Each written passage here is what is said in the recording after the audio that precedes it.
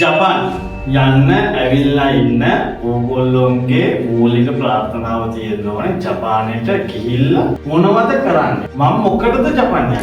යන්නම් වාලේ ජපාන් යන්න එපා. සහ යන්නම් වාලේ කිසිම දෙයක් කරන්නත් එපා. මොකද යන්නම් වාලේ කරන කිසිම දෙයක් අවසානයක් නැහැ. අපේ ජීවිතවල අවසානයක් තියෙනවා. මොකද අපි ජීවිතේ පටන් ගන්න කොහොමද කියලා දෙමාපියෝ ස්ටාර්ට් කරලා දුන්නට අවසානයේ තීරණය කරන්න අපි විසින්. ඕගොල්ලෝ විසින් තමයි අවසානයේ තීරණය වෙන්න ඕනේ. ජීවිතේ අපිට ගෙවන්න තියෙන සීමිත කාලයයි. ඒ සීමිත කාලේ අපි හරි විදිහට ගෙවන්න. නැතුව අපරාධයක්. හරි.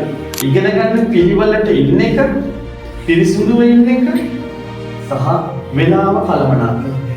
එතකොට මේ දවස් 40 කියන්නේ ඕගොල්ලෝ මෙතන ඉඳන් මේ දවස් 40 හරියට ඉගෙන ගන්නොත් ඒ දවස් 40න් පස්සේ ගෙවන ජීවිතේ සීමිතයි. අපි හිතමුකෝ ජපානයේ ඉන්නේ අවුරුදු 10යි 15යි. ඒ කාලේ හම්බ කර දෙයක් කරගත්ත ජීවිතෙන්නේ. විභාගයෙන් පාස් කරන්න කියන විභාගේ මම පස් පාරක් අපේ 6 වෙනි පාර පාසල් කරන ජපාන් ගියේ. ඊළඟ පට්ට ගාලා අද ඕගොල්ලන්ට අත්සුකෝ කියන කම්පැනි එක.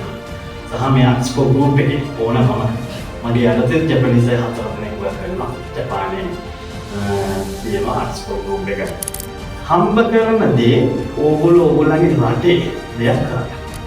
මම ඕගොල්ලන්ගේ ඉල්ලන්නේ මේ පිළිවෙලට විනය ආචාර ධර්ම ඉගෙන ගන්න ජපාන් ඉගෙන ගන්න. ජපාන් හරියට ඉගෙන ගත්තොත් ජපාන් යන්න හරි ලේසි සහ ජීවිතේ ජීවත් කරවන්න හරි ලේසි.